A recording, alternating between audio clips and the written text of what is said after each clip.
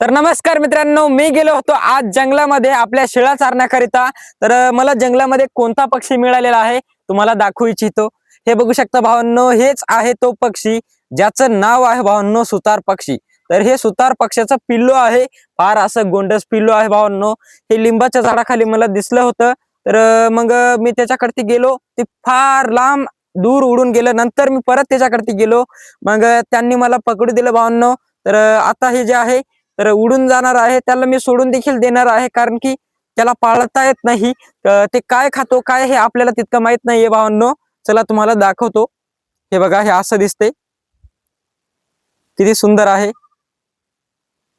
आणि जस काय तो माझा मित्र झालेला आहे, असं माझ्यासोबत राहत आहे. त्याला मी 1 घंटा म्हणजे माझ्या सोबत ठेवलं होतं, म्हणून ते म्हणजे त्याला कसलीही भीती वाटत नाहीये. तुम्हाला हा सुतार पक्षी आवडतो का मला कमेंट करून सांगा. त्याला खाली उतरत्याच मला घ्यावं लागणार, नाही तर माझ्या कोंबड्या त्याला खूप त्रास देऊ शकतात. कट कर.